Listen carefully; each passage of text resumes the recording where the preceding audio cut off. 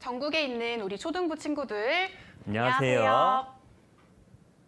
셋째 날 온라인 여름 성경학교를 시작하겠습니다. 며칠 동안 계속 말씀을 들으니까 살짝 피곤한 친구도 있겠죠? 선생님, 어떻게 하나님의 말씀을 듣는데 피곤할 수가 있죠? 그럼 선생님은 안 피곤하세요? 네. 조금, 아주 조금 피곤하기는 합니다. 선생님도 피곤하시죠? 네, 저도 조금 피곤해요. 그래서 저는 하나님께 미리 기도했어요. 오, 어떻게 기도하셨어요? 하나님, 오늘 졸지 않고 말씀 잘 듣게 해주세요. 이렇게요. 와, 하나님께서 기도를 들으시고 독수리같이 새 힘을 주시겠네요. 저도 그렇게 기도해야겠어요.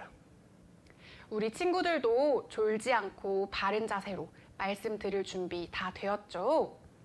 그럼 말씀 듣기 전에 큰 소리로 함께 신나게 찬양해요. 즐거운 찬양으로 여름성경학교 3일차 시작하겠습니다.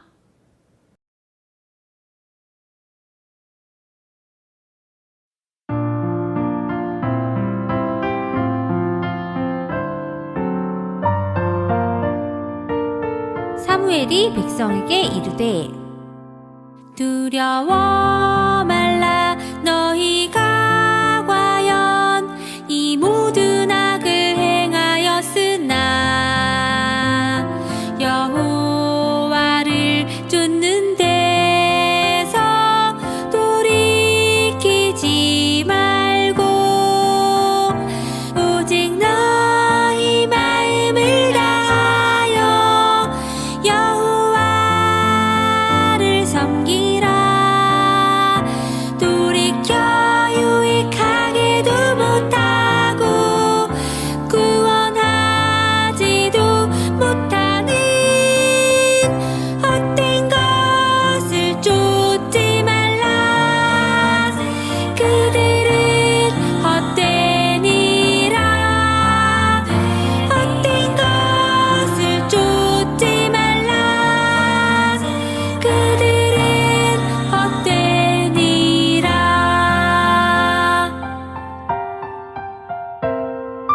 사무엘상 12장 20절 21절 말씀.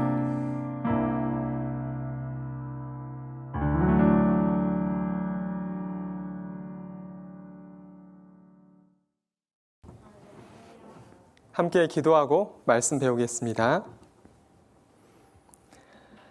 하나님 감사합니다. 저희에게 성경 말씀을 주시고 이 말씀을 통해 눈에 보이지 않는 참 하나님을 올바르게 알고 영원한 천국에 들어갈 수 있는 방법을 가르쳐 주심에 감사합니다. 우리 친구들 배우는 말씀을 통해 하나님의 뜻을 올바르게 알 수 있도록 도와주시기를 부탁합니다. 말씀을 배우는 시간, 마치는 시간까지 모든 것을 주님의 손길에 의지하오며 언제나 저희를 사랑하시는 예수님의 이름으로 기도합니다. 아멘. 성경 앞에 마태복음 16장 2절 3절입니다. 마태복음 16장 2절 3절 함께 읽겠습니다. 예수께서 대답하여 가라사대 너희가 저녁에 하늘이 붉으면 날이 좋겠다 하고 아침에 하늘이 붉고 흐리면 오늘은 날이 굳겠다 하나니 너희가 천기는 분별할 줄 알면서 시대의 표적은 분별할 수 없느냐. 여기 좀 어려운 말이 있는데요. 천기라는 것은 하늘의 기상입니다. 그러니까 우리가 바깥에서 일을 하려면 날씨가 굉장히 중요하죠. 바깥에서 일을 해야 되는데 비가 오게 되면 일을 할 수가 없습니다. 항상 어떤 일을 할 때 날씨를 보게 되는데요. 근데 그 날씨가 갑자기 바뀌는 것이 아니라 2절 말씀 보게 되면 저녁에 하늘이 붉으면 노을이 낀 거거든요. 노을이 끼게 되면 내일 날이 좋으니까 일할 수 있겠다 하는 거고요. 또 여기 있는 것처럼 이렇게 먹구름이 다가오게 되면 언제 정확하게 비가 올지 모르겠지만 이제 곧 비가 오겠다 미리 준비하는 것이 지혜로운 겁니다. 마찬가지로 예수님께서 3절 말씀에 너희가 하늘의 기상은 항상 보고 확인할 줄 알면서 시대의 표적, 우리가 어떠한 시대를 살고 있는지는 왜 확인을 해보지 않느냐? 예수님께서 우리 친구들에게 말씀하고 있습니다. 앞으로 어떠한 세상이 올지 우리는 지금 장래일을 배우고 있거든요. 장래일을 미리 알면 준비할 수 있는데 장래일을 알 수 있는 분은 누구라고 배웠어요? 하나님만 알고 있다 배웠습니다. 근데 그 하나님께서 장래일을 갑자기 이루시는 것이 아니라 이러한 것을 보게 되면 이제 곧 이러한 일이 있을 거니까 미리 준비해라. 어제 배웠던 것처럼 노아가 살던 시대 때 이 세상을 물로 심판하시기 전에 가장 큰 징조가 있었습니다. 이 세상에 있는 모든 짐승들이 암수 한 쌍씩 배에 타는 것이 가장 큰 징조였거든요. 그렇게 보여주었음에도 불구하고 사람들이 하나님의 말씀을 듣지 않았습니다. 결국 노아와 노아의 가족 외에는 하나님 말씀을 믿지 않아서 결국 다 심판을 당하게 된 거죠. 기회가 없었던 것이 아니었습니다. 하나님은 계속 알려주었지만 듣지 않았던 거죠. 그것이 우리에게도 교훈이 됩니다. 어제 배웠던 말씀인데 욥기 8장 8절 청컨대 너는 옛시대 사람에게 물으며 열조의 조상의 터득한 일을 배울지어다.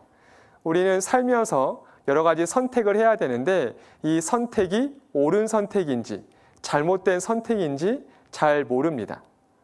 근데 어떻게 올바른 선택인지 알 수 있냐면 어른에게, 우리보다 먼저 산 사람에게 물어보면 되고 우리보다 훨씬 이전에 산 사람들의 이야기가 성경에 나와 있습니다. 오늘은 그 가운데 하나님께서 선택한 이스라엘 민족을 통해서 올바른 선택, 잘못된 선택이 무엇인지 배워보려고 합니다.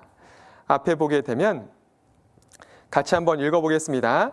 하나님의 증인 이스라엘 백성. 여기 이집트가 있고요. 여기 요르단, 잘 모르는 나라들일 텐데 터키는 많이 들어봤을 겁니다. 여기가 그리스고요. 이 큰 바다가 지중해, 지구 가운데 있는 바다이고 그 옆에 이스라엘이라는 작은 나라가 있습니다. 이 작은 나라, 우리나라에서 아주 멀리 떨어져 있는 나라인데 이 나라의 역사를 왜 배워야 하냐면 이 역사 뒤에 하나님께서 일하고 계십니다. 이스라엘 역사를 배우게 되면 하나님께서 눈에 보이지 않지만 살아 계신다라는 것을 알 수 있고 또 이스라엘 백성에게 올바른 선택이 무엇인지 하나님께서 먼저 알려주었습니다. 그걸 배우는 것을 통해서 나도 이러한 선택을 하면 되겠구나 교훈받을 수 있어요. 그래서 오늘 두 가지 것을 꼭 기억하고 배워야 하는데 오늘 이스라엘 역사를 배우기에 앞서서 무엇을 배울지 간단하게 정리한 영상이 있는데 같이 한번 보겠습니다. 성경을 연구한 전문가들은 모든 사람들이 확인할 수 있는 확실한 증거로 이스라엘을 지목하고 있습니다. 이스라엘은 중동에 위치한 국가로 인구는 1,500만 명 정도며 전 세계 인구의 0.2%에 해당하는 작은 나라입니다. 그런데 성경은 3,500년 전에 이 작은 나라가 모든 민족 위에 뛰어날 것에 대해 말하고 있습니다.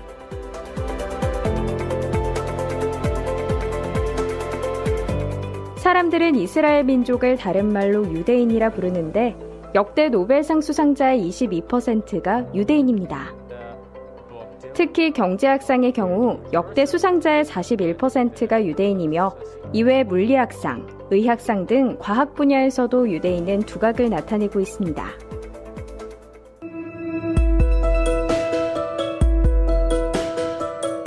명문대 진학률에서도 유대인은 높은 수를 차지하고 있는데요. 미국 상위 15개 대학의 유대인 비중은 21%가 넘습니다.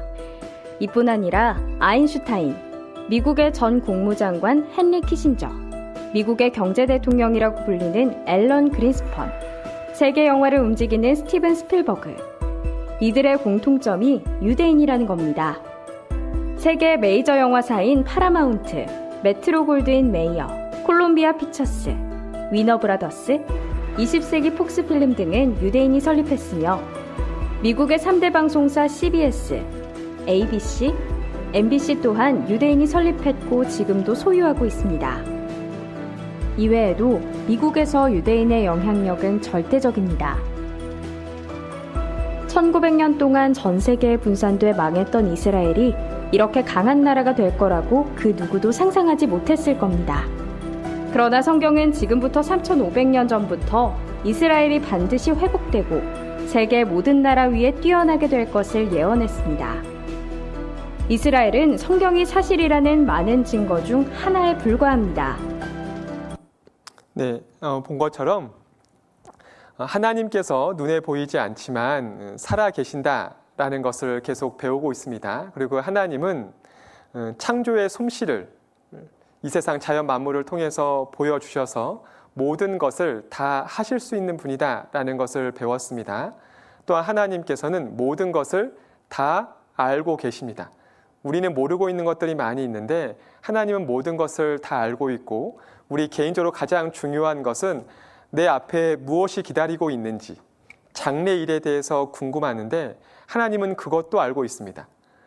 근데 그것을 이야기하면 사람들이 잘 안 믿으니까 하나님께서 우리 친구들 각자의 미래에 대해서 내가 다 알고 있다 하면 사람들이 우리 친구들이 잘 받아들이지 않으니까 하나님께서 한 민족을 선택을 해서 어떠한 역사를 갖게 될 것인지 아주 자세하게 기록을 해두었습니다. 그것을 통해서 나는 모든 것을 다 알고 있다라는 것을 교훈해 주는 거예요. 앞에 보게 되면 이게 이스라엘 땅입니다. 되게 커 보이는데 실상 아주 넓은 땅은 아닙니다. 여기 살고 있는 인구수가 우리나라 서울, 경기도 인구도 채 되지 않습니다. 아주 적은 숫자가 살고 있어요. 근데 뉴스에 보게 되면 세계 뉴스에 보게 되면 유명한 사람들 우리가 보통 알고 있는 다국적 기업 돈을 많이 버는 뭐 구글이라든지 애플이라든지 여러분이 좋아하는 뭐 베스킨라빈스라든지 이런 여러 가지 것들 기업을 만든 사람이 다 유대인들입니다. 그 전만 하더라도요 굉장히 많은 어려움을 당했습니다. 그 이유는 딱 한 가지였어요. 유대인이라는 이유로 여러 가지 어려움을 당하다가 갑자기 아주 잘 살게 되었습니다. 그리고 세상에 있는 모든 돈을 세상 말로 다 쓸어 담고 있죠. 전 세계에 있는 모든 국가가 빚을 지고 있습니다. 세계은행에서 빚을 지고 있는데 빌려 썼는데 도대체 누구에게 빌렸냐라는 거죠. 그 빌려준 사람들이 다 유대인들입니다. 그걸 통해서 자신의 뜻, 이 세상을 자기 마음대로 움직이고 있는 거죠. 근데 그렇게 될 것이 성경에 미리 예언되어 있었습니다. 앞에 보게 되면 이스라엘 백성의 역사를 우리가 배우는 이유가 성경에 이렇게 말하고 있는데요. 고린도전서 10장 11절 12절 말씀에 저희에게 당한 이런 일이 이 저희는 이스라엘 백성입니다. 이스라엘 백성에게 당한 여러 가지 일들이 있는데 그러한 일들이 거울이 되고 우리가 거울을 통해서 내 모습이 어떠한지 살펴보는 것처럼 이스라엘 백성의 역사를 통해서 우리가 교훈받을 수 있다 말씀하고 있습니다. 거울이 되고 또한 말세, 마지막 시대를 살고 있는 우리의 경계. 이스라엘 백성이 하나님 앞에 잘못했을 때 벌받았거든요. 근데 그 잘못을 우리가 동일하게 할 이유는 없습니다. 하나님은 눈에 보이지 않지만 살아 계시기 때문에 그 잘못을 똑같이 반복하게 되면 똑같은 벌이 있거든요. 그렇게 하지 말라고 우리에게 교훈해 주셨다 말씀하시면서 12절에 그런즉 선줄로 생각하는 자, 난 다 알고 있어. 난 모르고 있는 것이 없어. 또 우리 친구들 가운데서 교회 가운데 오래 있다 보니까 목사님 전 다 알아요. 이 말씀 자주 들어서 다 알고 있어요. 이렇게 생각하는 사람일수록 더 조심해야 합니다. 왜냐하면 안다라고 생각하면 잘 안 듣거든요. 잘 들어야지만 그 의미를 알고 행동할 수 있는데 안다라고 생각하면 잘 듣지 않습니다. 이스라엘 백성이 그러했습니다. 그래서 계속 혼났어요. 혼나는데 계속 혼나는 것이 아니라 성경은 3,500년 전에 이렇게 말씀하고 있습니다. 신명기 4장 30절 말씀에 이 모든 일이 내게 이스라엘 백성에게 임하여 환난을 당하다가, 환난이라는 것은 큰 어려움인데 큰 어려움을 당하게 되었던 가장 큰 이유가 하나님 말씀을 듣지 않아서 그랬어요. 그러니까 듣지 않았다라는 것은 행동으로 옮기지도 않았다라는 겁니다. 이스라엘의 어떤 왕은 성경을 아예 불에 태워버렸어요. 듣기 싫다고. 하나님의 뜻을 알고 싶지 않다고 불에 태운 왕도 있었습니다. 그리고 무엇인가 만들어서 그 앞에서 우상을 섬겼던 왕들도 있었죠. 하나님께서 항상 경고했습니다. 그렇게 하면 너희에게 벌이 있을 거라고요. 그래서 이렇게 계속 벌 받는 것이 환난이에요. 큰 어려움이었습니다. 많은 사람이 죽었습니다. 신명기 4장 30절에 보게 되면 환난, 큰 어려움을 당하다가 언제요? 끝날이 있습니다. 하나님께서 정하신 끝날이 있는데 끝날에 내가 이스라엘 백성이 내 하나님 여호와께로 돌아와서 그 말씀을 어떻게 한다고요? 청종하리니, 잘 듣는 거예요. 그 전까지는 안 들었거든요. 안 들어서 계속 혼났는데 언제 말씀을 듣는다고요? 끝날에. 하나님께서 정하신 끝날에 이스라엘 백성이 하나님 말씀을 잘 들어서 성경에서 이야기하는 모든 축복을 받게 될 거다. 그거 보면 준비해라. 그것이 징조입니다. 아까 먹구름이 오게 되면 무엇이 올 징조라고요? 비가 올 징조인 거죠. 그리고 오늘 밤에 노을이 낀 것은 내일 날씨가 말단하는 징조인 것처럼 이스라엘 백성이 아주 잘 풀리고 있습니다. 비록 숫자는 적지만 세상에서 아주 뛰어나게 되고 있어요. 그걸 보게 되면 아, 부럽다 할 것이 아니라 성경을 알고 있는 사람들은 우리에게 남아있는 시간이 얼마 없네. 아까 노아가 살던 시대 때 그 방주에 짐승이 탔던 것처럼 하나님께서 우리 친구들에게 징조로 보여주신 겁니다. 이제 곧 끝날이 온다. 남아있는 시간이 많지 않다 보여주고 있는 거예요. 그러한 의미에서 비록 다른 나라이지만 배우는 것이 의미가 있습니다. 이사야서 43장 1절 말씀 보게 되면 야곱은 사람의 이름이기도 하고 하나님께서 이 야곱의 이름을 이스라엘로 바꿔주었습니다. 한 민족이 된 거죠. 야곱아, 너를 창조하신 여호와께서 이제 말씀하시느니라. 이스라엘아, 너를 조성하신 자가 이제 말씀하시느니라. 이스라엘 백성을 구별시킨 하나님께서 말씀하십니다. 10절 같이 한번 읽어보겠습니다. 나 여호와가 말하노라. 너희는 나의 증인, 나의 종으로 택함을 입었나니 이는 너희로 나를 알고 믿으며 내가 그인 줄 깨닫게 하려 함이라. 나의 전에 지음을 받은 신이 없었느니라. 나의 후에도 없으리라. 여기 나 여호와, 하나님의 이름이죠. 나는 스스로 있는 자다라는 뜻을 가지고 있습니다. 그 하나님께서 말씀하십니다. 너희는 이스라엘 백성입니다. 우리 한국 사람이 아니에요. 너희는, 이스라엘 백성은 나의 증인, 하나님의 증인, 나의 종으로, 하나님의 종으로 택함을 하나님께서 일방적으로 선택했습니다. 이번 난이 이는 너희로, 이스라엘 백성으로 나를, 하나님을 어떻게 믿는다고요? 알고 믿는 거예요. 무조건 믿는 것이 아니라 알아보고 그렇구나 믿는 겁니다. 여기 앞에 컵이 있는데 이 컵 안에 뭐가 있을까요? 어떻게 알았어요? 먹어보지도 않았는데 어떻게 알고 있어요? 여러분들이 충분히 경험을 통해서 알고 있습니다. 이걸 물이라고 믿는 것은 어려운 게 아니거든요. 아니까요. 성경에서 이야기하는 믿음은 무조건 믿으라 하지 않습니다. 하나님께서 충분히 너희가 알아봐라, 맛도 한번 봐보고 경험도 한번 해보고 충분히 그렇구나 알게 되면 믿는 것은 쉬운 거예요. 그래서 이스라엘 백성에게 하나님을 알고 믿으며 내가 하나님께서 그인 줄, 이 그가 누구냐면 유일하신 하나님이십니다.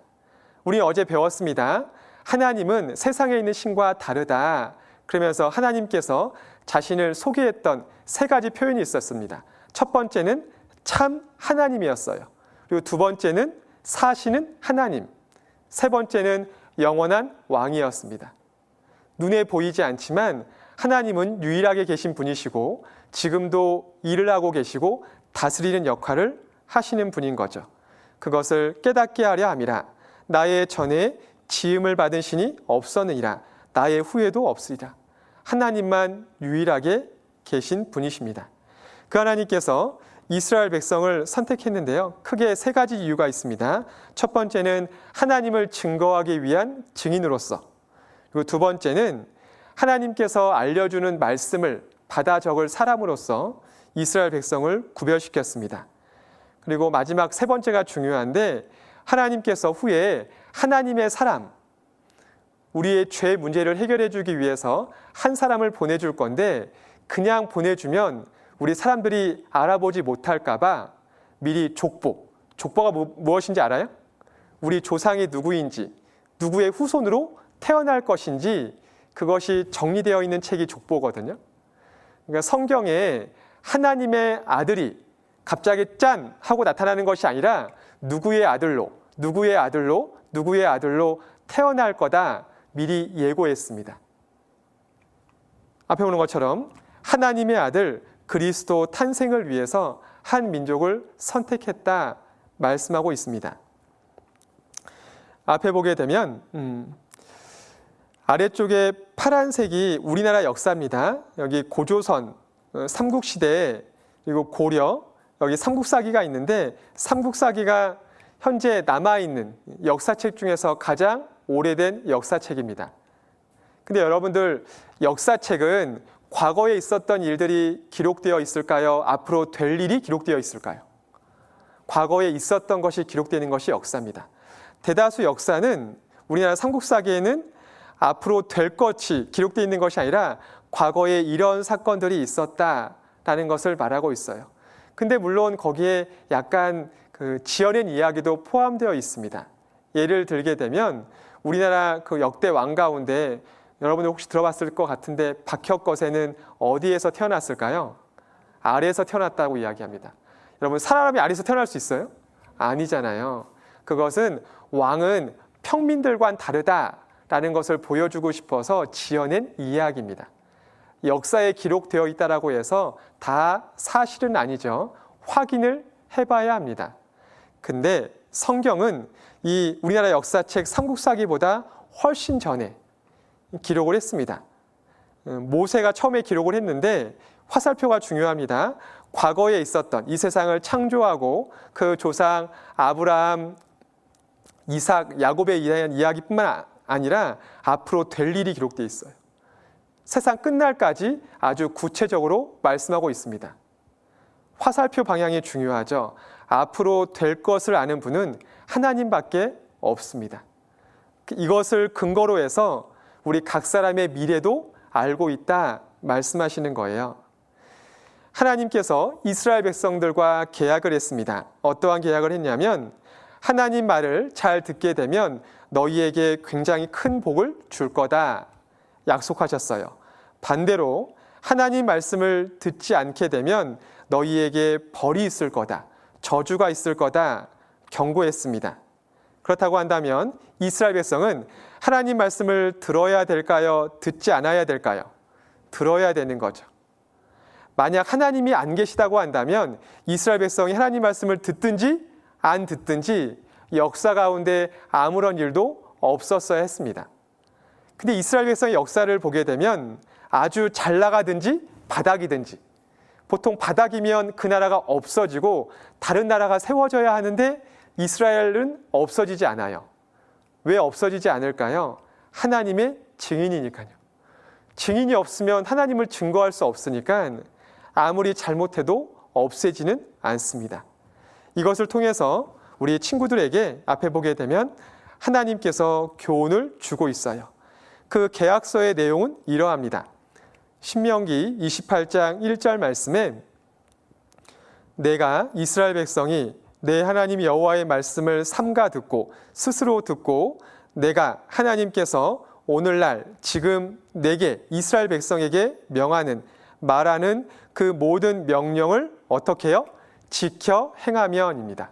하나님께서 알려주었는데 그것을 지켜 행하면 내 하나님 여호와께서 너를 이스라엘 민족을 세계 모든 민족 위에 어떻게 하신다고요?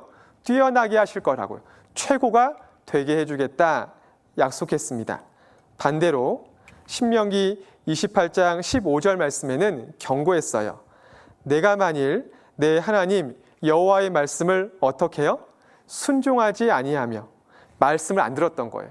이렇게 해라라고 이야기했는데 그 말을 안 듣게 되면 내가 하나님께서 오늘날 지금 내게 이스라엘 백성에게 명하는 말하는 그 모든 명령과 규례, 말씀들입니다.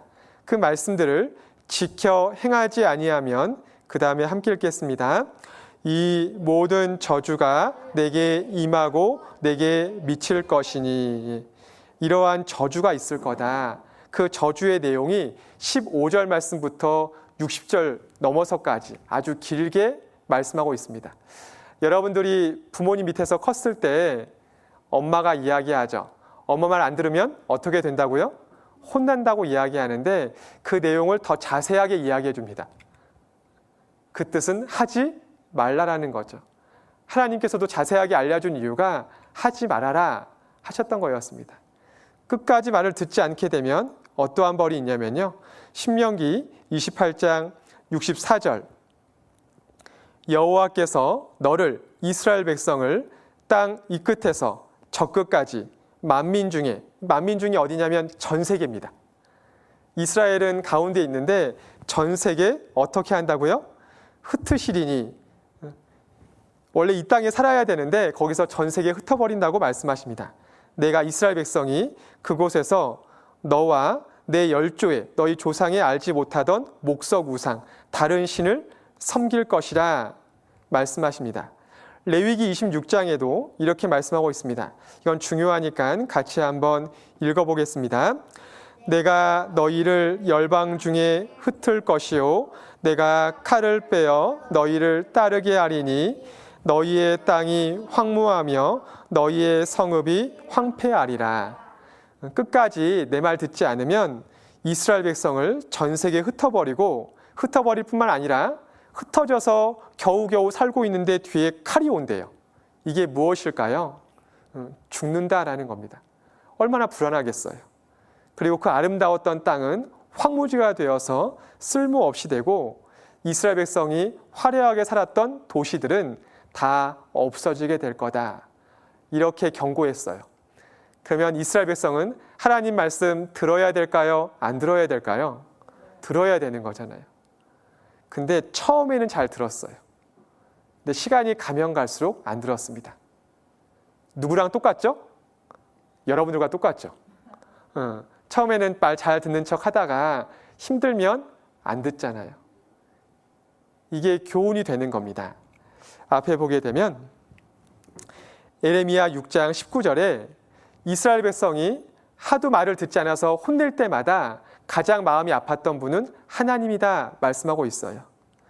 땅이여 들으라. 예레미야 6장 19절 말씀인데 땅이여 들으라. 내가 하나님께서 이 백성에게 이스라엘 백성에게 무엇을 내리신다고요? 재앙을 내리리니. 아까 미리 경고했습니다. 근데 말을 듣지 않아서 재앙을 내리는데 이것이 그들의 이스라엘 백성의 무엇의 결과라고요? 생각의 결과였어요. 머릿속으로 에이 이 정도는 괜찮겠지. 이 정도는 문제 없을 거야. 그거였습니다. 그들이 이스라엘 백성이 내 말을 하나님 말씀을 듣지 아니하며 내 법을 하나님의 말씀을 어떻게 했다고요? 버려버렸어요. 나 안 들을 거야. 그렇게 많이 알려주었음에도 불구하고 안 들었습니다. 여기 보게 되면 그 이스라엘 백성이 얼마나 하나님 말씀을 안 들었는지 간단하게 살펴보도록 하겠습니다. 노아 홍수 이후에 노아의 후손들이 많은 사람들을 낳게 되었습니다. 다시 한번 기회를 주었는데 이 사람들이 또 하나님 말씀을 안 들었어요. 그래서 이 많은 사람들 중에서 하나님께서 한 사람을 선택했습니다. 이 사람이 아브라함이에요. 아브라함에게 아들 이삭을 주었고 그 이삭에게 쌍둥이 에서와 야곱을 낳았습니다. 이 야곱이 12명의 아들을 낳았고요. 그 중에서 여기 요셉을 가장 사랑을 했습니다. 형들이 이 요셉을 질투해서 이집트의 종으로 팔았습니다. 근데 요셉은 하나님을 의지하는 것 가운데 자신을 잘 지켜서 총리의 위치까지 올라가게 되었습니다. 그리고 그때 야곱과 형들이 살고 있었던 곳에 가뭄이 들어서 농사를 짓고 살 수가 없었습니다. 동생 요셉이 있었던 이집트에 내려와서 형들도 용서를 구하고 사이좋게 잘 지냈습니다. 그리고 가뭄이 끝나면 돌아가야 되는데 동생이 여기서 총리하고 있으니까 머물러서 살게 됩니다. 그러다 그 후손들도 머물러 있게 돼요. 아주 오랜 기간 동안 머물러 있으면서 이제 왕들이 바뀌었고 이집트에서 야곱의 후손들, 이스라엘 백성들을 노예로 여러 가지 어려운 일들을 시키게 됩니다. 그 가운데 이스라엘 백성들이 기도했어요.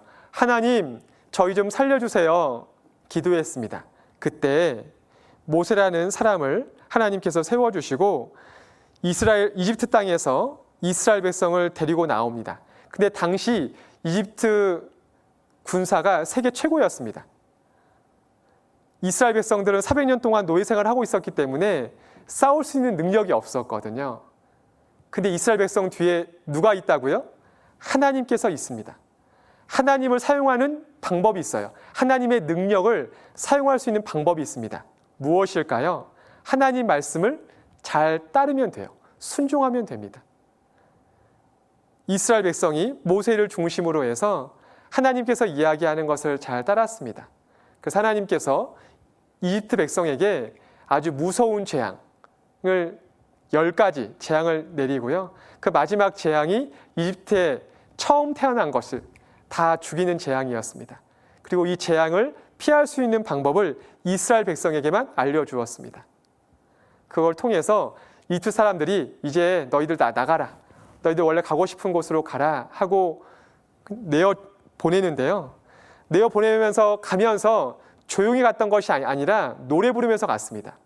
지금 이집트 사람들은 큰아들이 다 죽어서 슬퍼하고 있는데 이스라엘 백성은 노래 부르면서 나가고 있습니다. 그거 보고 너무 속상해서 결국 이집트 군대가 이스라엘 백성을 죽이려고 가장 좋은 큰 군대를 이끌고 이스라엘 백성 뒤를 쫓아갔습니다. 앞에는 큰 바다가 막혀 있었고 뒤에는 이집트 군대가 쫓아오고 있었어요. 그때 하나님께서 그 큰 바다를 갈라주셨습니다. 홍해바다거든요. 앞에 보는 것처럼 이 큰 바다를 갈라주시고 이 이스라엘 백성들을 이곳으로 통과시켰습니다. 많은 사람들은 어떻게 바다가 갈라지냐, 말이 안 된다 이렇게 이야기하기도 합니다. 근데 성경에 나와 있거든요. 그 뜻은 사실이라는 거죠. 그래서 우리 시대에 고고학자들과 과학자들이 정말 홍해바다가 갈라질 수 있을까 싶어서 조사를 했습니다. 여기 잠깐 영상을 보겠습니다.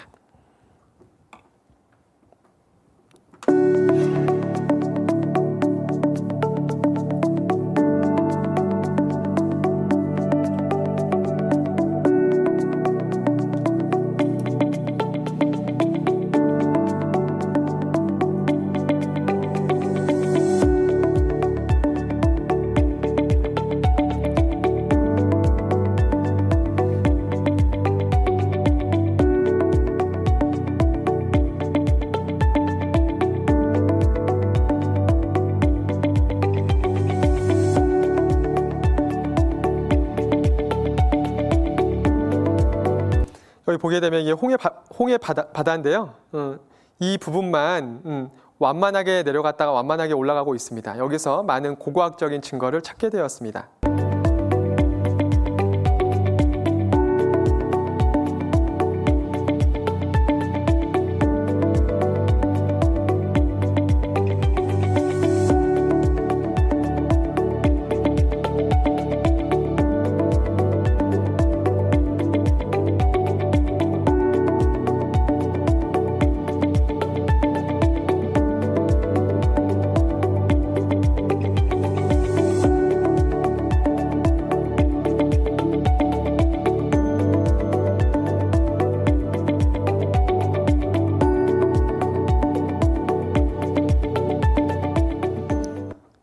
보셨던 것처럼 성경에도 바람이 밤새도록 불어서 홍해 바다를 갈랐다 말씀하고 있는데요. 과학자들도 컴퓨터로 실험을 해보니까 얼마든지 가능했다 말하고 있고요. 아까 그 갈라진 홍해 바다 바닥에 성경에 보게 되면 이집트 군대가 마차를 타고 들어가다 물이 다시 흘러서 다 죽었다 기록하고 있는데요. 그 마차의 유물을 우리 시대 그 바닷속에서 찾게 되었습니다. 많은 사람들은 성경에 기록한 홍해 바다가 갈라진 사건이 역사적인 사실이다라는 것을 알게 되었어요. 이렇게 놀라운 방법으로 이스라엘 백성을 인도해 주셨습니다. 그 다음부터 말을 잘 들어야 되는데 앞에 보게 되면 여호수아가 중심이 되어서 하나님이 주시겠다는 약속의 땅에 들어가게 됩니다. 이때는 하나님 말씀을 가장 잘 들어서 가장 넓은 영토를 얻게 되었습니다. 그 다음에 이스라엘 백성의 왕은 하나님이고요. 하나님을 대신해서 이스라엘 백성을 다스렸던 사람들을 사사라고 이야기합니다. 재판관이라는 뜻이 있습니다. 근데 이 사사들이 다스렸을 때 이스라엘 백성의 시작은 좋았는데 뒤에 가면 갈수록 하나님의 말씀보다는 자기 생각에 올바른 것대로 행동을 했습니다. 그때마다 계속 벌받았죠. 그러다 결국 우리에게도 왕이 필요하다라고 이야기해서 하나님께서 사울, 다윗, 솔로몬 왕을 줍니다. 다윗 왕은 하나님 앞에 순종해서 굉장히 많은 축복을 받았습니다. 이스라엘 백성들도 다 같이요. 근데 솔로몬은 시작은 좋았는데 나이 들어서 우상 숭배했습니다. 다른 신을 섬겼죠. 그 결과로 이스라엘은 남유다와 북이스라엘로 갈라지게 되었습니다. 그리고 북이스라엘의 모든 왕은 다 악했어요. 하나님보다는 우상을 섬겼습니다. 그 결과로 역사 가운데 아시리아에 의해서 망하게 되고요. 남유다도 조금 더 버텼지만 바벨론에 의해서 망하게 됩니다. 망했지만 이 땅에 있을 수는 있었습니다. 주권이 없었어요. 자기 마음대로 할 수가 없었습니다. 그 이후에 페르시아, 그리스, 로마의 다스림을 당했습니다. 이렇게 당했던 이유가 하나님 말씀을 듣지 않아서였습니다. 그리고 결국 하나님께서 약속하신 것대로 하나님의 아들을 보내주었음에도 불구하고 이스라엘 백성들이 무시했습니다. 결국 하나님의 아들조차도 죽여달라고 이야기해서 당시 로마에서 파견 나왔던 빌라도의 손에 예수님을 죽이죠.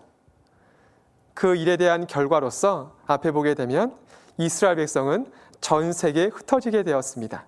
이게 디아스포라라고 이야기하죠.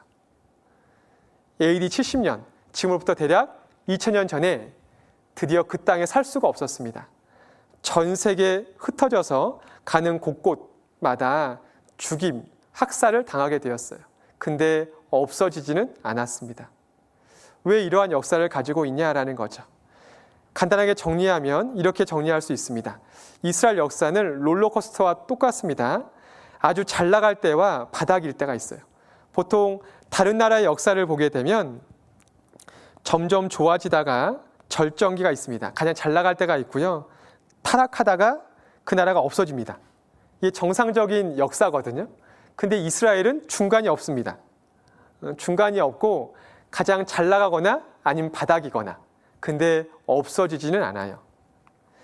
아까 배웠던 역사를 정리하면 이렇습니다. 하나님 말씀을 들었던 적은 별로 없었습니다. 여호수아 때 하나님 말씀을 잘 들어서 가장 넓은 영토를 얻게 됩니다. 사사시대 때 말씀을 듣지 않아서 계속 다른 나라의 침입을 받게 됩니다. 다윗 때 순종해서 굉장히 큰 영토를 얻게 되죠. 솔로몬 때 순종하지 않아서 그 나라가 두 개로 분리가 됩니다. 결국 이스라엘은 다른 나라에 의해서 망하게 되었습니다. 예수님께서 오셨지만 예수님조차도 배척하죠. 그것으로 인해서 이스라엘 백성은 AD 70년에 디아스포라라고 이야기해서 전 세계에 흩어져서 우리 시대까지 환난과 죽임을 당하게 되었습니다. 예레미야 29장 11절 말씀 보게 되면 하나님께서 이스라엘 백성이 불순종했을 때마다 벌을 내리셨는데 그때마다 마음이 너무 아프셨습니다. 예레미야 29장 11절 말씀에 나 여호와가 말하노라 너희를 향한 이스라엘 백성을 향한 나의 생각은, 하나님의 생각은 내가 안 하니 재앙이 아니라 곧 평안이요 너희 장래 너희 미래에 소망을 주려 하는 생각이라. 그런데 이스라엘 백성이 끝까지 듣지 않았습니다. 성경에 이스라엘 백성이 전 세계에 흩어져서 가는 곳곳마다 어떻게 죽임을 당하게 될 것인지 미리 예언되어 있습니다. 예언하셨는데요. 앞에 보게 되면 에스겔서 23장 25절 26절 말씀에 내가 너를 향하여 투기 질투를 발하리니 그들이 다른 나라 백성들이 분노로 내게 이스라엘 백성에게 행하여 내 코와 귀를 깎아버리고 이스라엘 백성의 코와 귀를 잘라버린다라는 겁니다. 과거에 전쟁할 때요, 많은 사람을 죽였다라는 증거로 코 끝과 귀를 잘라서 주머니에 넣어서 왔습니다. 그 정도로 이스라엘 백성들이 많이 죽은 거예요. 앞에 보게 되면 내 코와 귀를 깎아버리고 남은 자를, 살아남은 사람들을 칼로 엎드러뜨리며 내 자녀를 빼앗고, 보통 전쟁하게 되면 어린 아이들은 살리는데 이스라엘 백성들은 하나님 말씀을 듣지 않아서 아이들까지도 저주를 받았습니다. 자녀를 빼앗고 그 남은 자를, 살아남은 사람들을 불에 사르며 불에 태우며 또 내 옷을 벗기며 내 장식품을 빼앗을지라. 하나도 남김없이 다 빼앗는다라는 거예요. 그래서 아까 처음 시작했을 때 영상에 보게 되면 이스라엘 백성이 AD 70년에 전 세계에 흩어진 다음에 가는 곳곳마다 학살을 당했습니다. 가장 많이 죽게 됐던 것은 우리 시대였어요. 2차 세계대전 당시에 전 세계 이스라엘 백성이 1000만 명이었는데 그중에 60%, 600만 명이 학살을 당했습니다. 앞에 보게 되면 이것은 당시 수용소의 모습인데요. 여기 한 칸이 원래 한 사람이 있어야 될 공간입니다. 근데 이 한 칸에 몇 사람이 있어요? 여기는 3사람, 여기는 4사람이 있습니다. 이렇게 아무것도 먹지 못하고 일만 해서 삐쩍 말라 있어요. 이 당시 독일은 전쟁 중에 있었습니다. 유대인들이 도대체 무슨 잘못을 했길래 이러한 어려움을 당했어야 했냐라는 거죠. 당시에 어린 아이들도 많이 죽었습니다. 과거에 이스라엘 유대인들이 어떠한 어려움을 당했는지 그 어려움 당했던 것을 영화로 만든 것들이 많이 있는데요. 그 중에서 한 부분을 편집한 부분이 있습니다. 물론 사실은 아니었지만 과거에 어떠한 일을 당했는지를 근거로 해서 만든 영상이거든요. 유대인들이 얼마나 큰 어려움을 당했는지 교훈을 받았으면 좋겠습니다.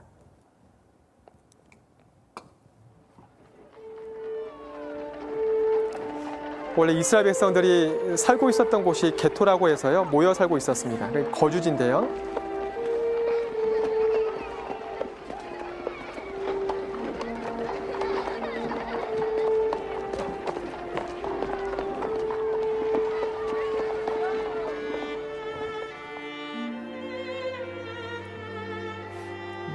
붙잡혀가기 싫어서요, 마루에 들어가기도 하고 숨었습니다. 아이들이 작으니까요.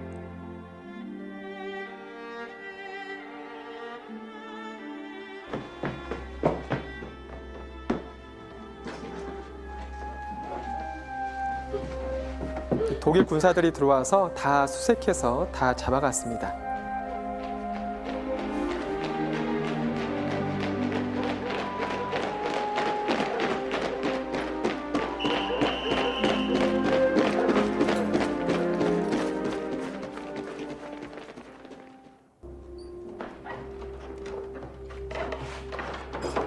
독일 군사들이 유대인 주거지에 들어와서 모든 방을 다 수색을 했어요.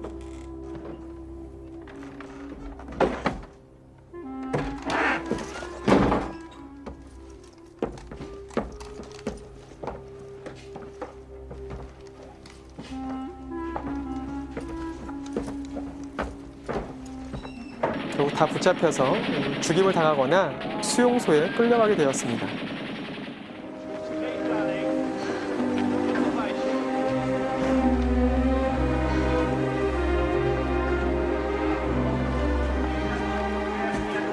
수용소로 가는 기차의 모습이고요.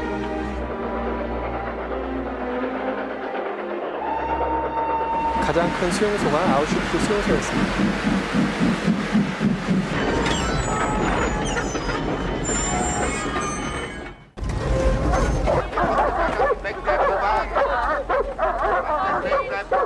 수용소에 도착하게 되면 일할 수 있는 사람만 살 수 있었고요. 일을 할 수 없는 사람들은 죽임을 당하게 되었습니다.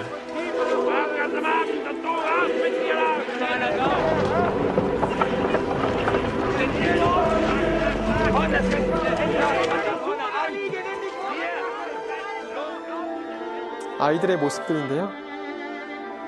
붙잡혀가는 것을 피하고 싶어서 도망가는 모습입니다.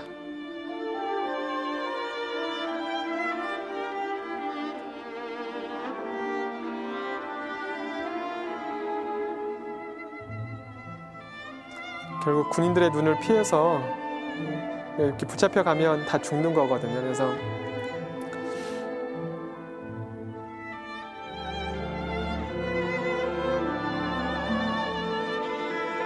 붙잡혀가지 않으려고 도망을 쳤습니다. 도망친 곳이 화장실이었어요. 마루 바닥에도 숨어 있었고요.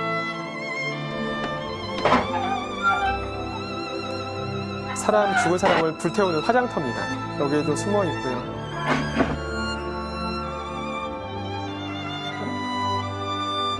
여기 화장실인데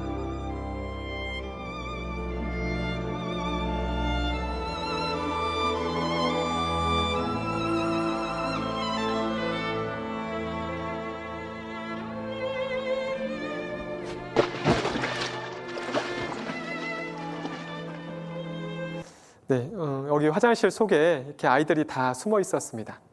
물론 이것은 영화입니다. 실제 그 당시 있었던 여러 가지 증언들을 가지고 재구성한 영화이긴 한데 도대체 이스라엘 백성들이 왜 이렇게 큰 어려움을 당했어야 했느냐라는 거죠. 그 이유가 성경에 나와 있습니다. 하나님 말씀을 듣지 않아서요.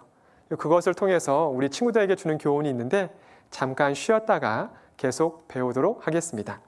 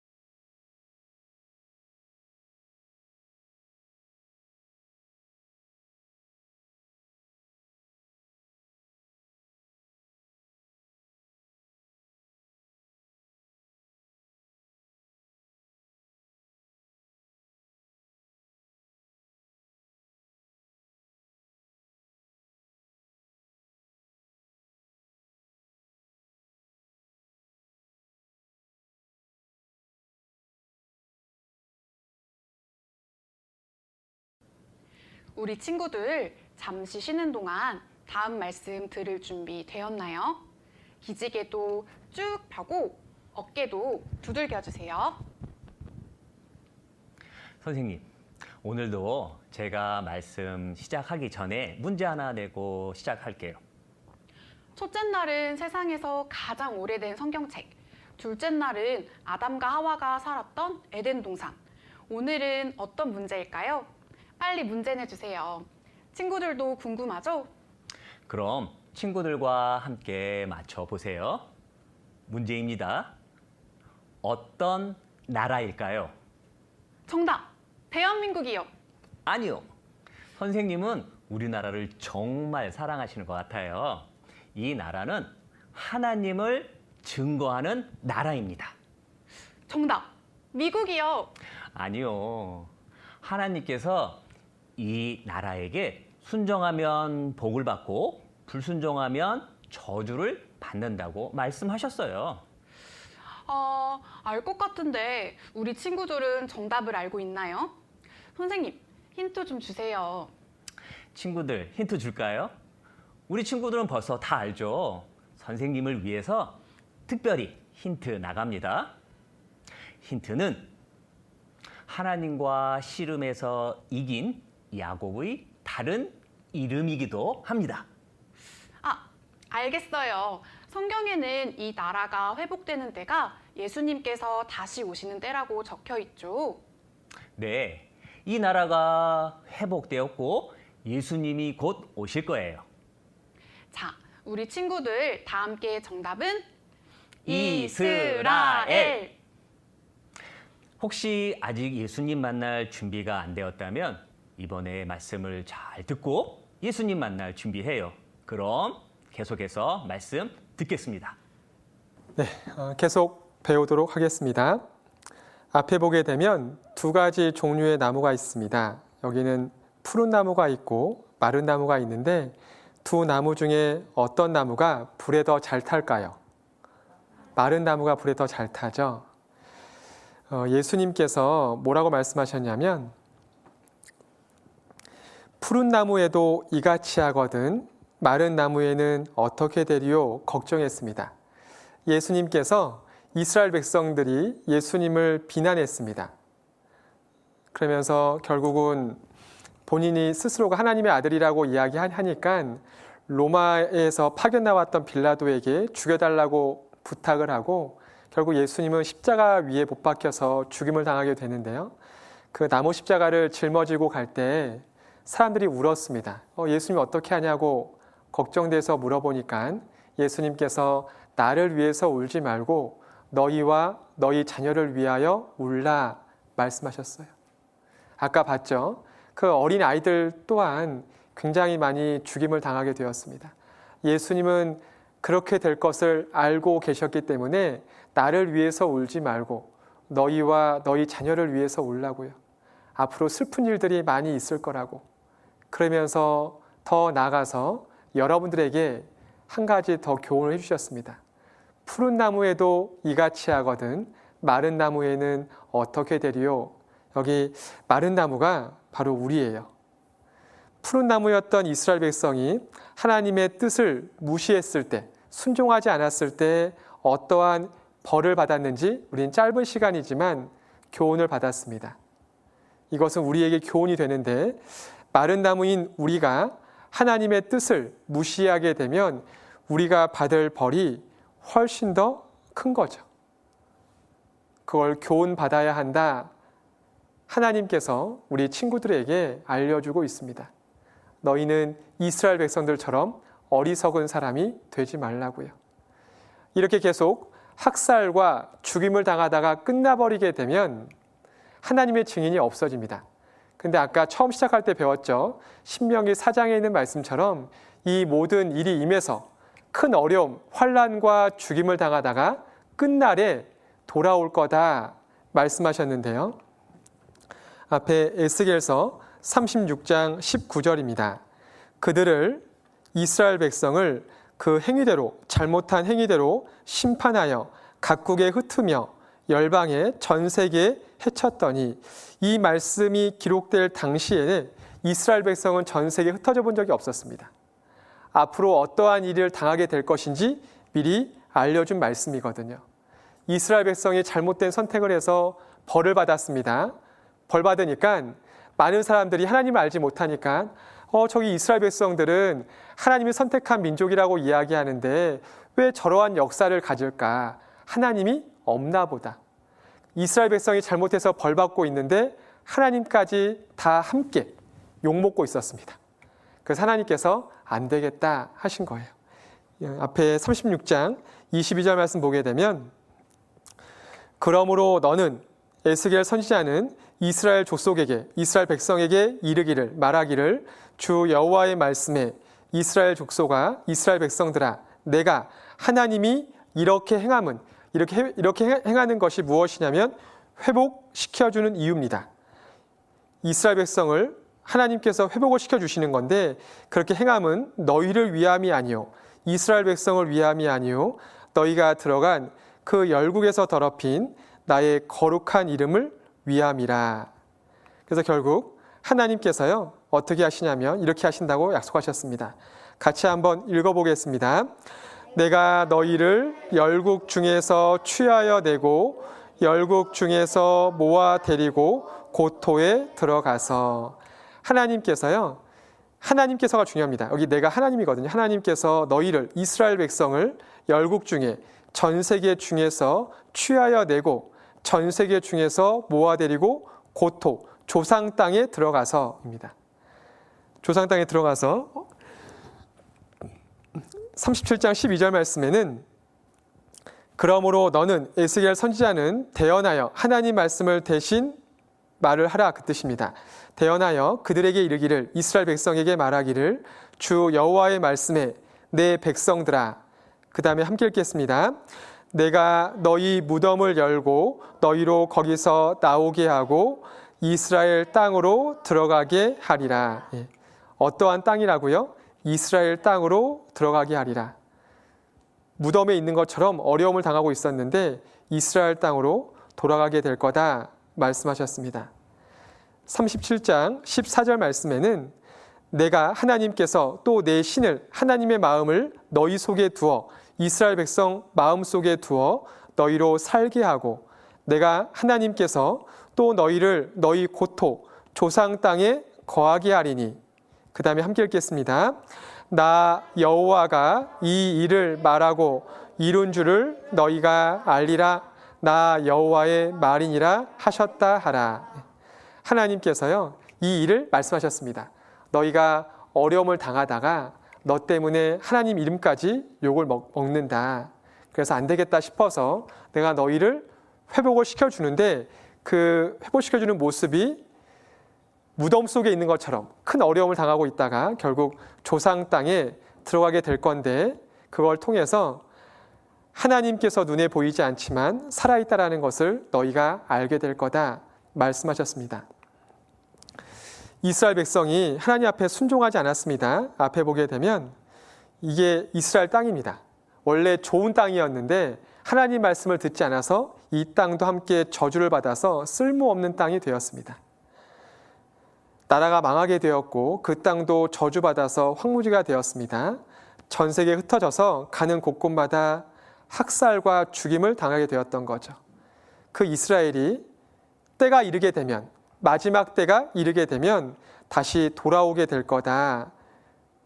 돌아와서 강한 나라가 되고 그 쓸모없는 땅은 지금 뒤에 보이는 사진처럼 농사 지을 수 있는 좋은 땅으로 바뀔 거다. 전 세계에 흩어져 있었던 이스라엘 백성들이 모여서 세계에서 가장 잘 나가는 나라가 될 거다. 미리 이러한 일이 있기 3,500년 전 신명기에 또 에스겔서 말씀은 대략 2,800년 전에 예언된 말씀이었습니다. 근데 우리 시대 문자 그대로 이루어졌어요. 이스라엘의 독립은 많은 사람들이 놀랍다. 어떻게 한 나라가 그렇게 짧은 시간 안에 생겼을까? 놀랐습니다. 근데 성경을 알고 있는 사람들은 우리에게 남아있는 시간이 얼마 없구나. 이렇게 놀랐어요. 하나님은 정말 말씀대로 이루시는 분이구나 놀랐습니다. 여기 이스라엘이 어떻게 독립을 했는지 영상을 통해서 보겠습니다.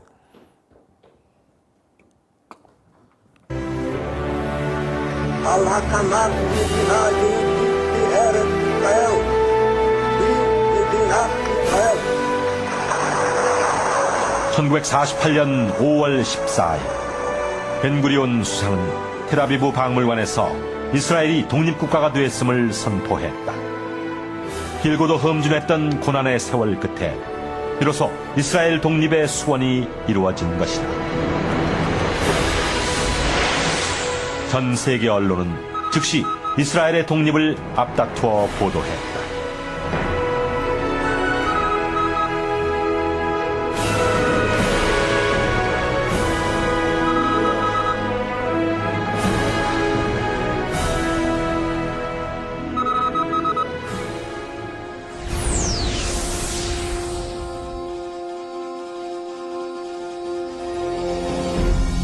국가 형성의 기본 요소인 영토, 국민, 그리고 주권. 1900년 동안 잠자고 있던 이스라엘 재건 이상이 시온주의 운동을 통해 깨어나면서 유대인들은 1차 세계대전을 통해 얻게된 벨푸어 선언을 통해 잃어버린 영토에 들어설 국제적 명분을 갖게 됐다. 이후 2차 세계대전 때 겪은 홀로코스트는 분명 절망의 대재앙이었지만 그 환란은 세계 각처에 흩어져 있던 모든 유대인들의 발걸음을 팔레스타인으로 향하게 했다.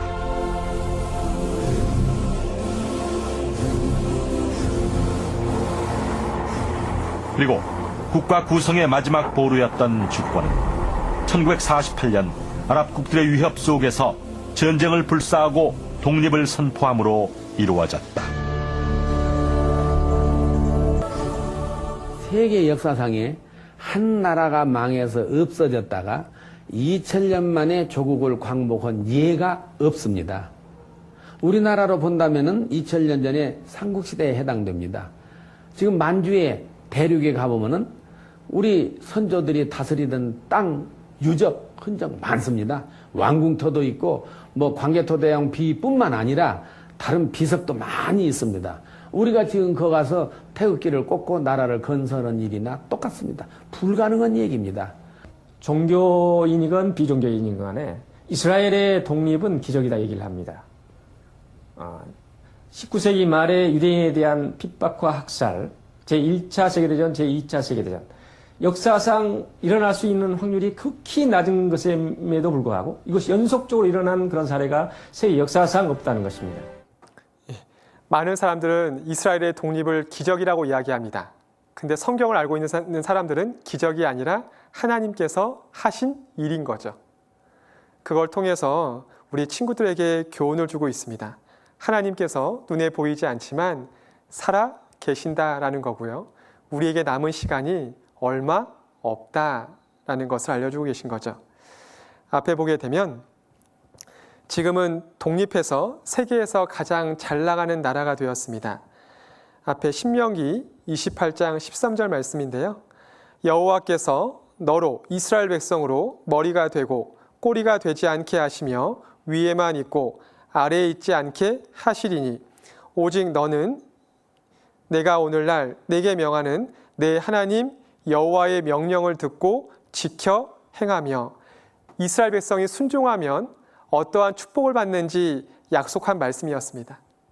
너희가 순종하면 하나님께서 너로 머리가 되고 꼬리가 되지 않겠다 말씀하셨는데요. 전 세계에서 가장 머리가 좋은 사람이 받는 상이 노벨상입니다. 그 노벨상 거의 대다수의 노벨상을 유대인들이 타고 있습니다. 여기 보게 되면 유대인은 전 세계 인구의 0.25%, 약 1,500만 명이고요. 이 중에 절반은 현재 이스라엘 땅에 살고 있고 나머지 절반은 미국에 살고 있습니다. 이 나머지 미국에 살고 있는 유대인들이 전 세계에 있는 다국적 기업, 언론, 영화 이 모든 것들을 뒤에서 조종하고 있는 사람들입니다. 가장 많은 돈을 벌고 있는 거죠. 신명기 15장 6절 말씀에는 내 하나님 여호와께서 내게 이스라엘 백성에게 허락하신 대로 내게 복을 주시리니 내가 이스라엘 백성이 여러 나라에 꾸어줄지라도 돈을 빌려준다입니다. 너는 이스라엘 백성은 꾸지 아니하겠고 빌리지 아니하겠고 내가 이스라엘 백성이 여러 나라를 치리할지라도 이스라엘 백성이 여러 나라를 다스립니다. 무엇을 가지고요? 돈을 가지고요. 너는 치리함을 받지 아니하리라. 미리 3,500년 전에 말씀하셨는데요. 앞에 나와 있는 여기 여러 가지 다국적 기업의 로고가 있습니다. 여러분 잘 알고 있는 스타벅스라든지 리바이스라는 청바지 브랜드도 마찬가지고요.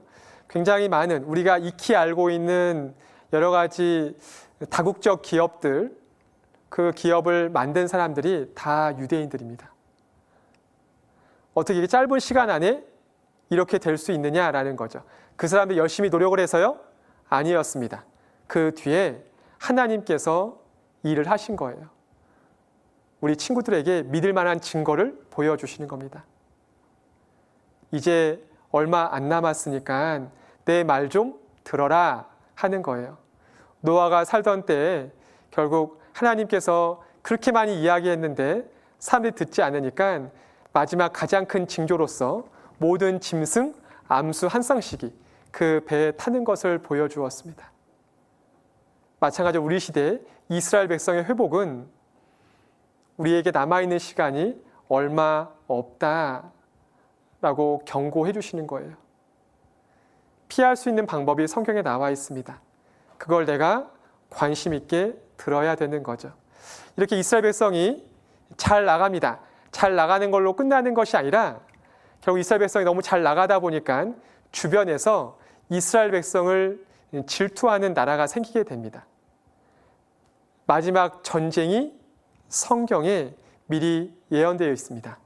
앞에 보게 되면 에스겔서 38장 12절 말씀에 마지막 전쟁이 예고되어 있습니다. 같이 한번 읽어보겠습니다. 물건을 겁탈하며 노략하리라 하고 내 손을 들어서 황무하였다가 지금 사람이 거처하는 땅과 열국 중에서 모여서 짐승과 재물을 얻고 세상 중앙에 거하는 백성을 치고자 할 때에, 이 말씀 보게 되면 여기 열국 중에서, 전 세계 중에서 모여왔습니다. 모여올 때, 돌아올 때 그냥 오는 것이 아니라 짐승과 무엇을 가지고요? 재물.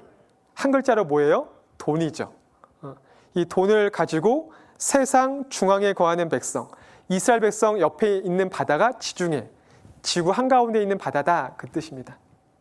여기 세상 중앙에 거하는 백성이 누구일까요? 이스라엘 백성인 거예요. 이 이스라엘 백성에게 나중에 치고자 전쟁하려고 할 때, 근데 전쟁하려고 하는 이유가 있습니다. 앞에 보게 되면 무엇을 겁탈하려고요? 물건을 겁탈하며 노략하리라 하고, 이스라엘에 가지고 있는 것이 너무나 많이 있습니다. 그걸 빼앗기 위해서 성경에 이 나라, 이 나라, 이 나라가 함께 전쟁할 거다, 지금으로부터 대략 2800년 전에 예언을 했습니다. 그 나라가 성경에 이렇게 나와 있습니다. 앞에 보게 되면 에스겔서 38장 3절, 5절, 6절에 나와 있는데요. 3절에 이르기를 주 여호와의 말씀에 로스와, 로스는 러시아의 옛날 말입니다. 우리 친구들 러시아 알아요? 근데 여러분들 한번 이렇게 생각을 해보면 좋은데, 예를 들어 우리나라에서 가장 유명한 기업, 어느 기업이 있을까요? 회사, 삼성, 또 현대자동차, LG 이렇게 있습니다.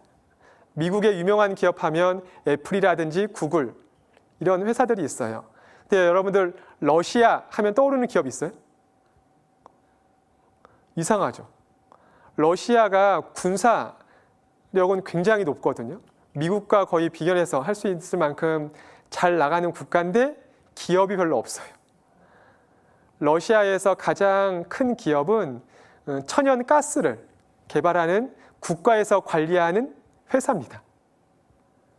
그러니까 생각보다 석유랑 가스가 많이 나와서 그것을 가지고 경제를 유지하고 있습니다.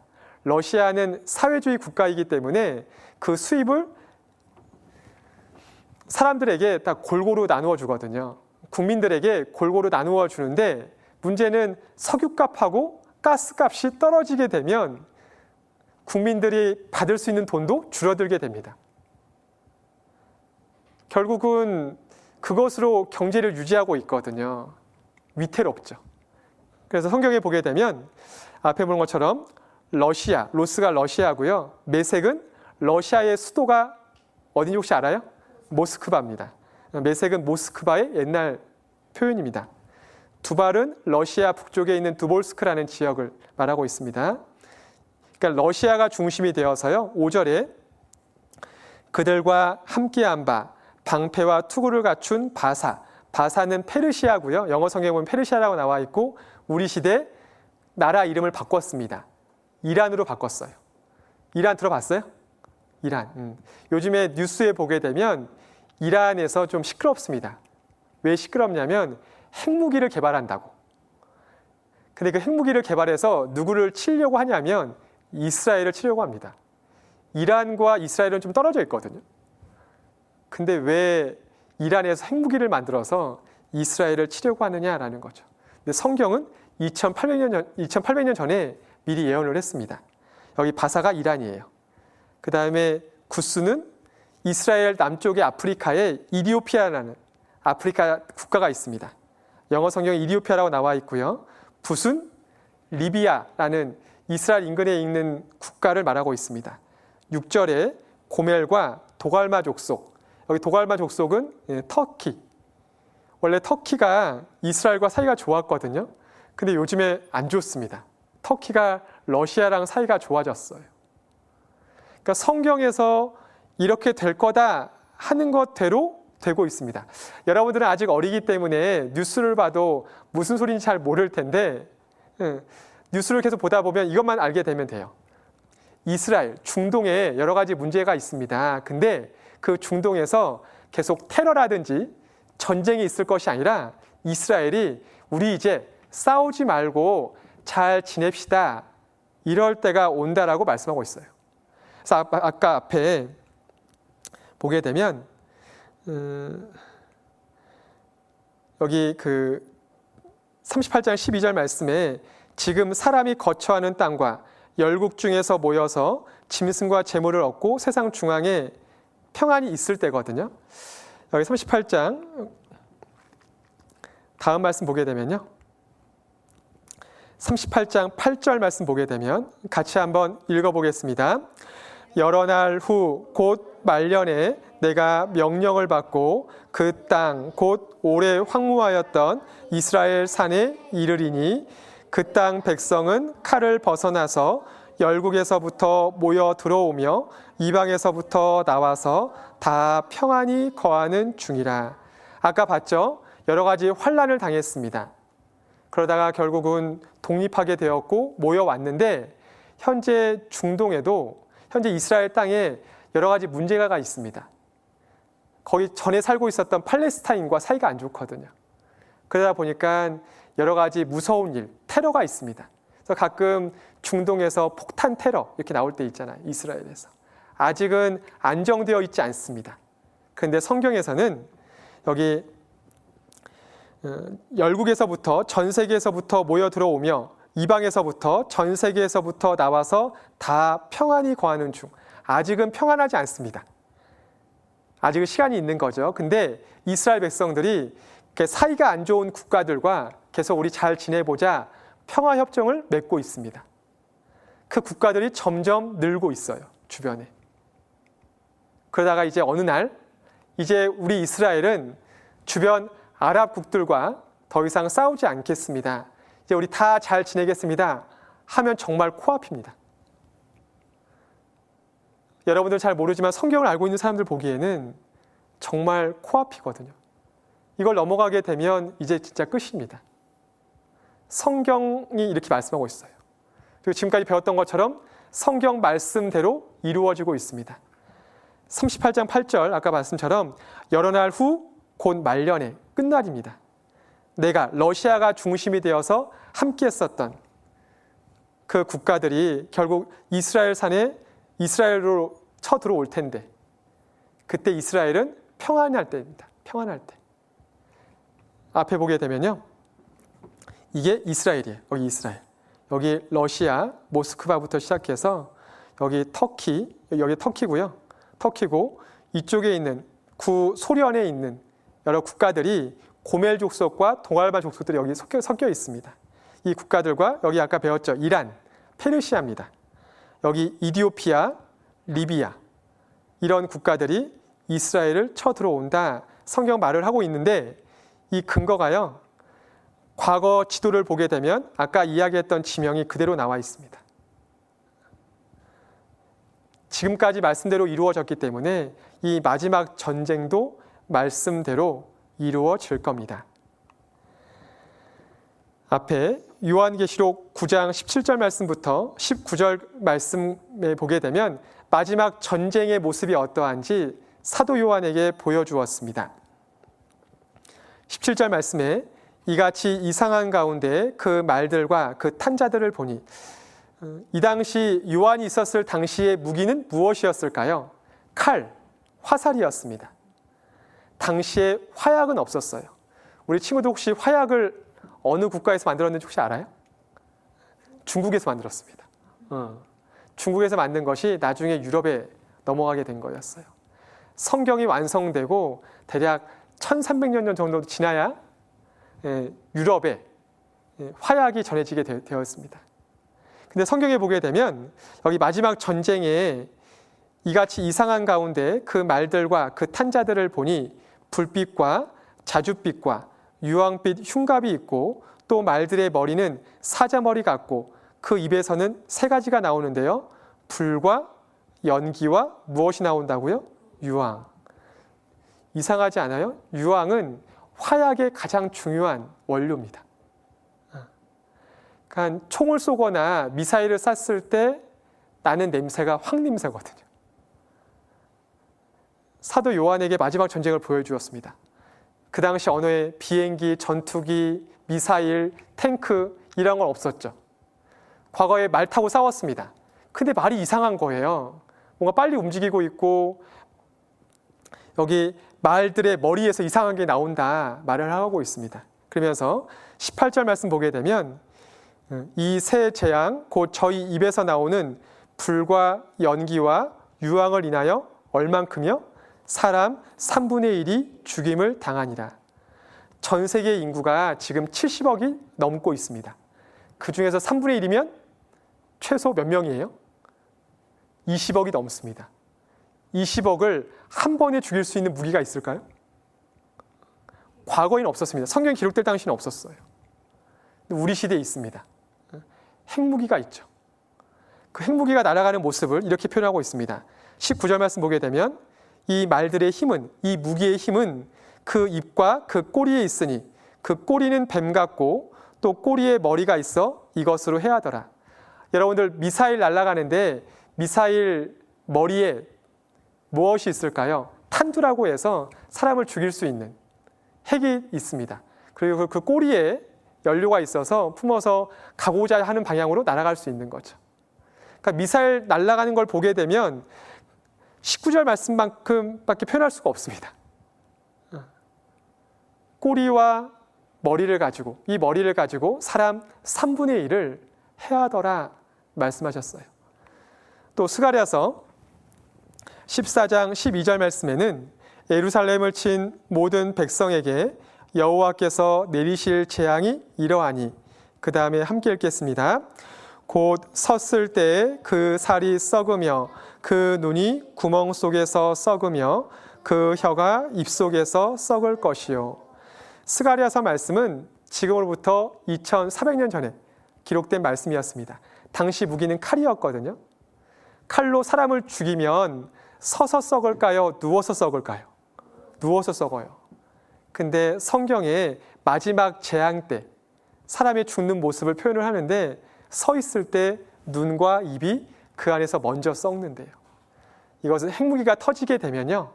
핵무기가 터지게 되면 그 방사선에 의해서 우리 몸속 안에 있는 물기, 수분이 있는 것을 다 증발시킵니다. 근데 여러분들 겉모습 가운데 수분이, 물기가 가장 많은 곳이 어디예요? 눈과 입입니다. 여기가 먼저 싹 없어진대요. 핵무기가 터지면 정말 이렇게 없어집니다. 이 다음은 없어요. 이게 마지막 재앙이다 말하고 있습니다. 과거에 이 땅을 물로 심판을 했는데 마지막 심판은 불로 심판을 하는데 이 불이 일반적인 불은 아닙니다. 왜냐하면 물속에 있는 물고기도 죽이겠다 말씀하셨거든요. 일반적인 불은 물속 안에 있는 물고기를 태워 죽일 수가 없습니다. 근데 핵무기는 달라요. 그러한 핵무기가 우리 시대에 너무나 많이 준비되어 있습니다. 근데 아직 사용되지 않았어요. 더 놀라운 사실은 아까 마지막 전쟁 때 함께하는 국가들이 다 핵무기를 가지고 있습니다. 이스라엘이 핵무기를 300개 정도 가지고 있습니다. 이 300개가 다 러시아를 향하고 있어요.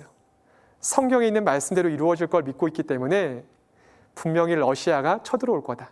러시아에서 남쪽으로 내려오면 바로 이스라엘입니다. 이게 다 우연일까요? 그러지 않죠. 성경을 알게 되면 놀랄 수밖에 없습니다. 뉴스를 보거나 신문을 볼 때마다 놀랄 수밖에 없어요. 정말 말씀대로 이루어지고 있구나. 놀랄 수밖에 없습니다. 이거 외에도 예수님께서 더 많이 여러 가지 징조에 대해서 어떻게 이 세상이 끝날 것인지 알려주셨습니다. 앞에 보게 되면 마태복음 24장 3절에 예수님의 제자들도 궁금했습니다. 언제 이 세상이 끝나는지 궁금해서 물어봤습니다. 예수께서 감람산 위에 앉으셨을 때 제자들이 종용이 와서 가로되 우리에게 이르소서 저희에게 알려달라고 부탁을 합니다. 어느 때에 이런 일이 있겠사오며 또 주의 임하심과 그 다음에 함께 읽겠습니다. 세상 끝에는 무슨 징조가 있사오리이까? 제자들이 물어봤습니다. 세상이 끝나는데 끝나기 전에 무슨 징조가 있습니까? 물어보니까요. 예수님께서 알려주셨습니다. 첫 번째 징조가 무엇이냐면 사람의 미혹을 받지 않도록 주의하라. 내가 하나님이다. 내가 예수님이다. 라고 해서 사람을 속이는 사람들이 많이 생기게 될 거다. 이게 첫 번째 징조고요. 두 번째는 7절 말씀 보게 되면 민족이 민족을, 나라가 나라를 대적하여 일어나겠고, 과거의 전쟁은요, 땅을 얻기 위해서 싸웠습니다. 근데 마지막 때가 되면 너와 내가 달라서 그냥 싸우는 겁니다. 우리 시대에 전쟁이 끊임없이 일어나고 있습니다.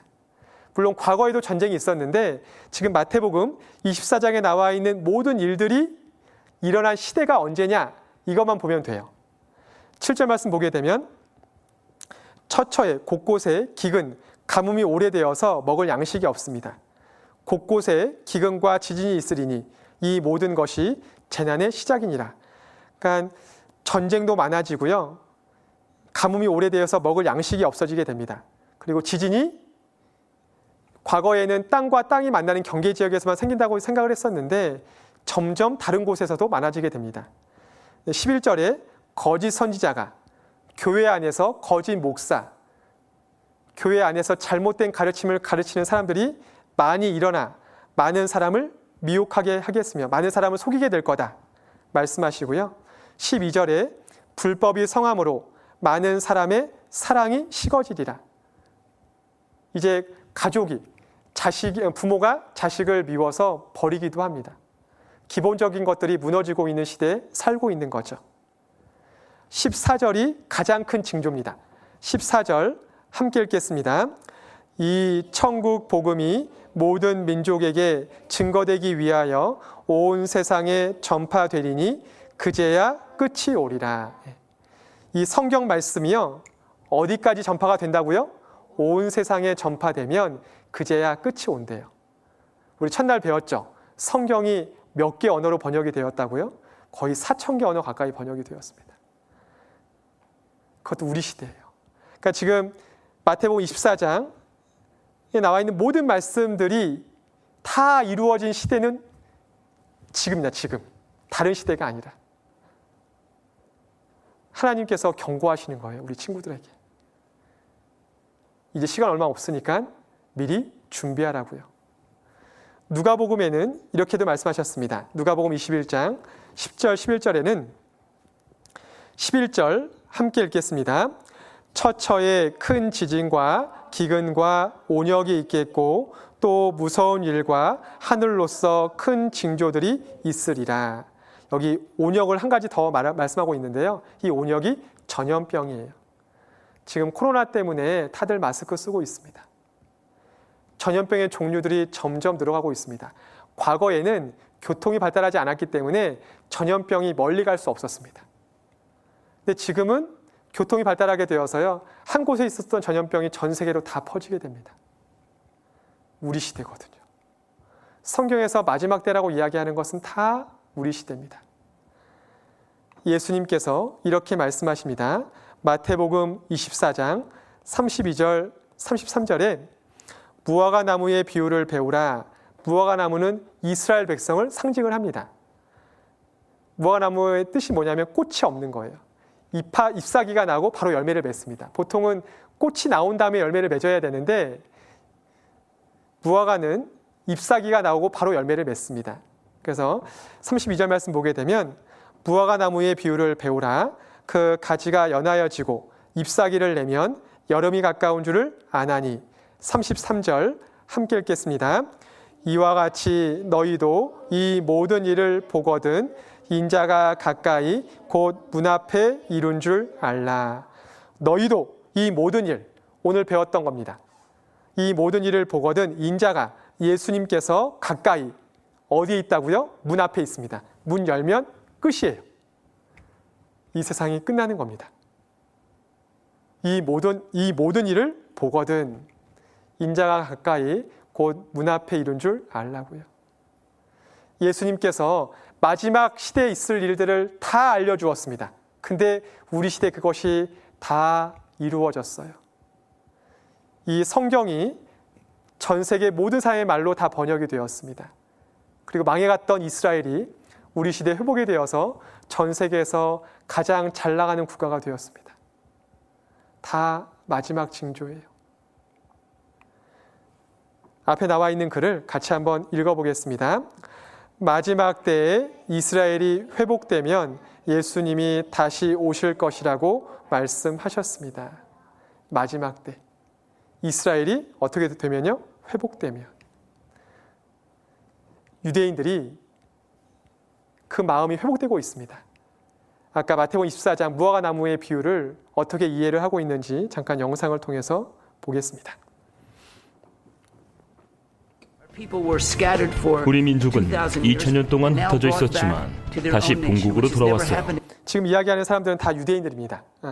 유대인들이 과거에는 하나님의 뜻을 안 들었는데 지금은 하나님께서 이스라엘 백성에게 무엇을 원하는지 잘 듣고 있어요. 그러면서 우리가 어떻게 바뀌고 있는지 말하고 있는 내용입니다. 이것은 역사상 유례가 없는 엄청난 기적이에요. 예루살렘이 유대인에게 다시 돌아온 것은 중요한 예언의 성취예요. 이것은 주님이 다시 오시는 마지막 때의 징조이죠. 주님은 마태복음 24장에 흥미로운 비유를 말씀하셨어요. 주님은 무화과 나무를 보라고 하셨죠. 무화과 나무의 가지가 연하여지고 첫 잎사귀가 나는 걸 보거든 끝이 다 왔음을 알라. 그것을 보는 세대에 반드시 끝이 오리라. 무화과 나무는 이스라엘이에요. 이스라엘은 지금까지 예수에 대해 영적으로 완고했어요. 연하해진다는 것은 사람들이 최소한 복음을 듣기는 한다는 뜻이죠. 유대인들은 요즘 복음에 마음이 많이 열려 있어요. 바로 이것이 가지가 연하해졌다는 것이죠. 지금 약 14,000여 명의 예수를 믿는 유대인, 즉 메시안 익주들이 있어요. 제가 17살 때는 약 200명에서 300명 정도였지만 30년이 지난 지금은 약 14,000여 명이 되었죠. 이것은 홍해가 갈라지고 여리고 성벽이 무너진 것보다 더 큰 기적이죠. 우리는 마지막 때에 살고 있어요. 주님이 다시 오실 때가 가깝다는 거죠. 저는 정말로 그렇게 믿습니다. 이스라엘의 회복은 하나님의 예언적인 시간표예요. 네, 봤던 것처럼 이스라엘의 회복은 우리에게 남아있는 시간이 얼마 없다라는 것을 보여주고 있는 사건입니다. 지금까지 배웠던 것을 잠깐 정리해 보도록 하겠습니다. 앞에 보게 되면 하나님께서 이 세상을 창조하셨고 언젠가는 끝내실 겁니다. 성경은 지금으로부터 3,500년 전에 기록을 시작을 해서 1,900년 전에 완성했습니다. 이 성경에는 과거에 있었던 사실들과 앞으로 있을 일에 대한 예언이 자세하게 기록되어 있습니다. 오늘까지 해서 과거에 있었던 사건들이 과거에 실제로 있었다라는 여러 가지 증거를 고고학과 여러 가지 과학적인 증거를 통해서 살펴봤고요. 성경에서 완성된 시점에서 보게 되면 앞으로 될 일을 이스라엘 백성을 중심으로 해서 알려주었습니다.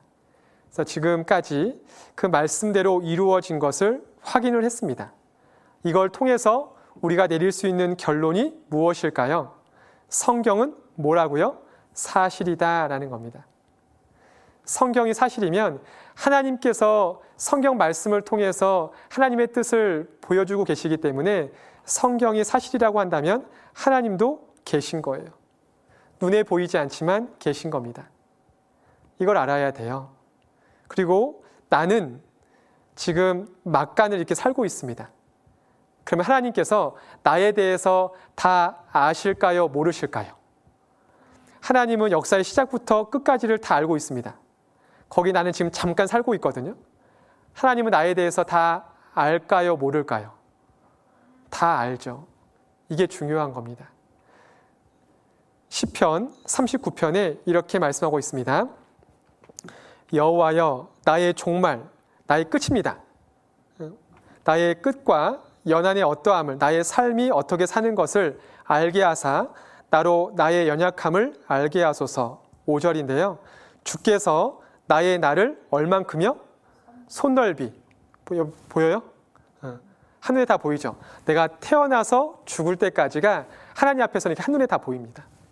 나는 잘 모르는데, 나는 내 앞에 무엇이 있는지 모르는데 하나님은 내가 태어나서 죽는 것이 손넓이만큼 된다 말씀하셨어요. 손넓이만큼 되게 하심에 나의 일생이, 나의 삶이 주의 앞에는, 하나님 앞에는 없는 것 같사오니 사람마다 그 든든히 선 때도, 잘 나갈 때도, 젊었을 때도 진실로 허사뿐이니이다. 여러분들 아직 어립니다. 근데 결국 시간 속에서 점점 더 클 때가 있을 거예요. 그러다 결국 시간 속에서 어떻게 될까요? 죽음을 피할 수 없죠. 여러분들 나이가 들어서 죽을 때까지 시간이 있으면 좋은데 아까 배웠던 것처럼 여러분들은 그러기 전에 이 세상의 끝을 볼 수 있는 시대에 살고 있습니다. 나이 들어서 끝나는 것이 아니라 하나님께서 계획한 시간이 끝나게 되면 이 세상은 끝나거든요. 그래서 들으라고 이야기하는 거예요. 이렇게 하나님께서 말씀해 주신 이유는 겁을 주고 싶어서가 아닙니다. 겁을 주고 싶어서가 아니라 경고하는 겁니다. 뭐 하라고요? 피하라고요. 피할 방법이 있으니까 제발 하나님 말씀을 듣고 피하라고요. 노아가 살던 때 많은 사람들이 끝까지 고집부렸습니다. 안 들었어요. 결국 심판을 당했습니다. 마지막 때에도 동일한 일이 있을 거라고 경고하셨습니다. 너희는 어리석은 자가 되지 말라고요. 여러분의 끝입니다. 앞에 보여요? 이 운명을 그 누구도 피할 수 없습니다. 성경은 말씀하십니다. 히브리서 9장 27절입니다. 함께 읽겠습니다. 한 번 죽는 것은 사람에게 정하신 것이요 그 후에는 심판이 있으리니. 한 번 죽는 것은 다 알고 있습니다. 근데 성경은 죽음이 끝이 아니라 죽음 그 다음이 있다 말씀하십니다. 내일은 죽음 다음에 내 앞에 무엇이 기다리고 있는지 성경 말씀을 통해서 확인을 해보겠습니다. 정말 중요한 말씀이죠. 지금까지 전했던 말씀들은 하나님께서 눈에 보이지 않지만 살아 계시고 각 사람에게 무엇을 원하는지 여러 가지 역사적인 사건들을 통해서 교훈해 주셨습니다. 하나님께서 가장 원하는 것은 잘 듣는 거예요. 잘 듣고 내 행동을 바꾸는 것을 원하고 있습니다. 하나님께서 가장 싫어하는 것 중에 한 가지가 다 알고 있어요. 하나님께서 가장 싫어합니다. 알고 있다라고 하면 잘 안 듣거든요. 겸손한 마음으로 계속해서 말씀을 잘 배웠으면 좋겠습니다. 죽음 이후에 내 앞에 무엇이 기다리고 있는지 내일 더 자세하게 배워보도록 하겠습니다. 기도하고 마치겠습니다. 하나님 감사합니다. 오늘 하나님께서 선택한 이스라엘 민족의 역사를 통해서 교훈을 받았습니다. 하나님께서 아주 많은 말씀으로 이스라엘 백성에게 경고했지만 이스라엘 백성이 어리석어서 그 경고의 말씀을 듣지 않고 결국 저주를 받게 되었습니다. 그 일이 우리 친구들에게 교훈이 됩니다. 고개 숙여 기도하는 우리 모든 친구들, 이스라엘 백성들처럼 어리석은 선택을 하지 않도록 도와주시기를 원합니다. 계속 배우는 말씀을 통해 하나님 앞에 겸손한 마음으로 하나님의 뜻에 귀를 기울이고 하나님께서 원하시는 것을 실천할 수 있도록 도와주시기를 원합니다. 이후의 모든 시간도 주님의 손길에 의지하오며 언제나 저희를 사랑하시는 예수님의 이름으로 기도합니다. 아멘.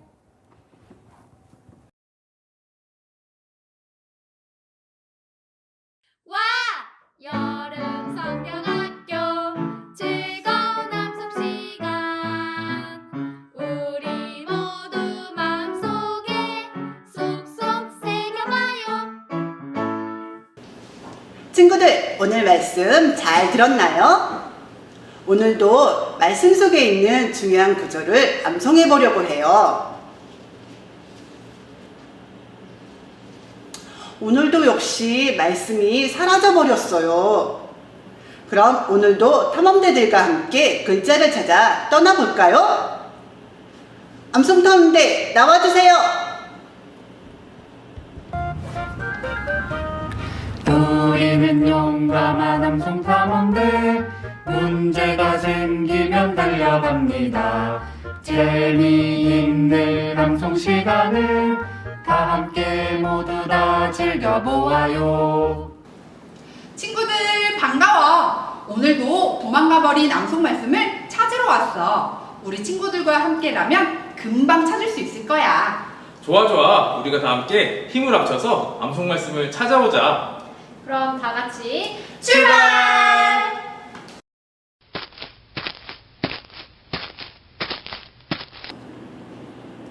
침묵 나가. 쉿! 조용조용. 이곳은 아주 작은 소리에도 민감한 친구들이 많이 살고 있어요. 하지만 걱정하지 마세요. 말소리는 안 들리지만 눈을 크게 뜨고 보면 우리와 대화하면서 금방 친해질 거예요.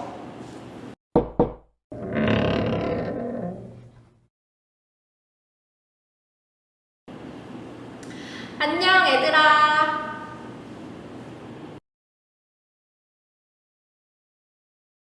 아, 미안해. 혹시 여기 떨어진 암송 글자를 본 적 있니?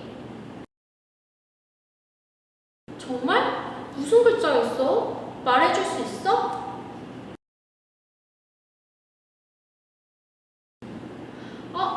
정말 소리는 안 들리네. 친구들, 입모양을 보고 자세히 맞춰야겠어요. 다시 한번 말해줘.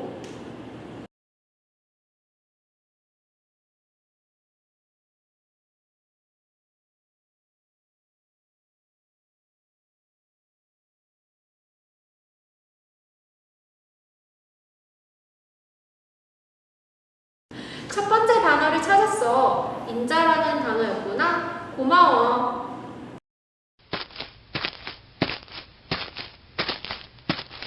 바람나라. 이곳은 항상 세찬 바람이 부는 곳이에요. 조심하세요. 무엇이든지 날아다니니까요.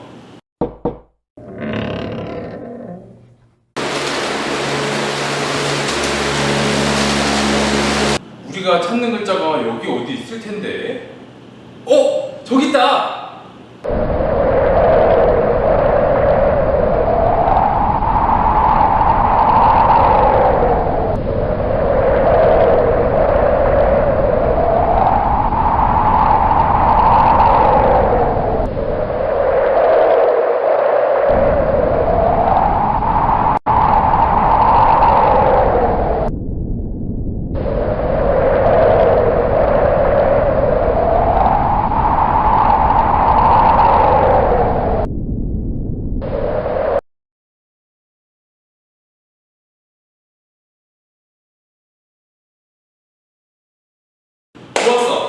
다른 나라로 가보자.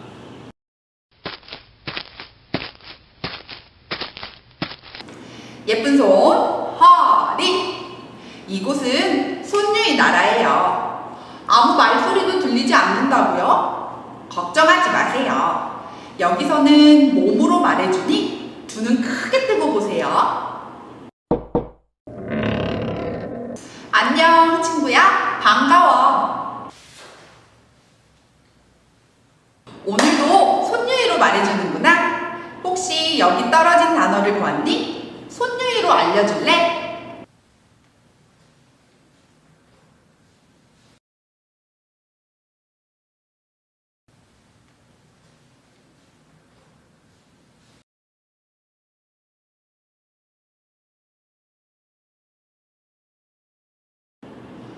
와, 덕분에 모든 단어를 다 찾았어. 정말 고마워. 쏙쏙 새겨봐요. 완성된 암송 구절을 함께 읽어보며 오늘 들었던 말씀을 다시 마음에 새겨보아요. 함께 읽어보겠습니다. 시작!